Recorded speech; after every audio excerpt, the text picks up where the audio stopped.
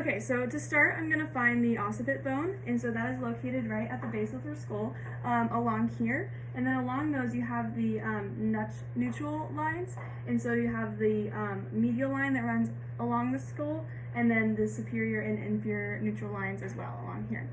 And then next, I'm going to show you the cervical spinosis processes, and these are going to be the ones on your cervical spine right along here. And you start with C3, which is around here, C4, 5, 6, and 7 is at the base of the cervical spine. And then if you keep moving down, you end up in the thoracic spine, and that's T1 through 12, so right along here. So you have T1, 2, 3, all the way down to 12, which ends up right around here, and then the base of the ribs as well.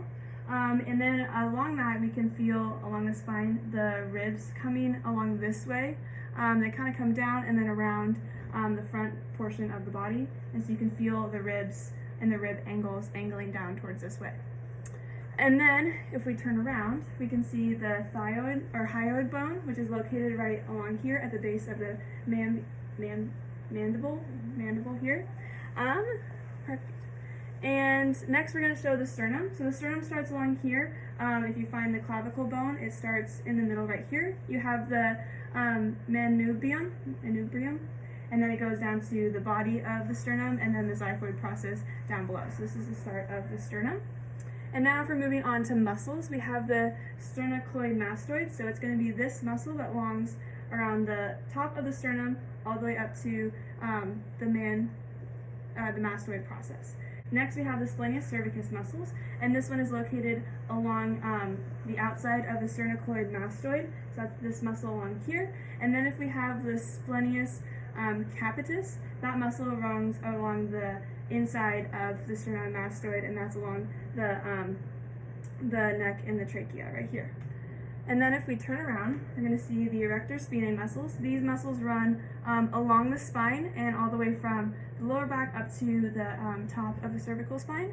We have the spinalis muscle is the erector spinae muscle that's on the most inside. Moving on to the long isthmus muscle, and then the iliocostalis muscle is the longest one, and it runs the longest length. So you have the spinalis, long isthmus muscle, and then the iliocostalis erector spinae muscle that runs along. So these ones are up here along the back.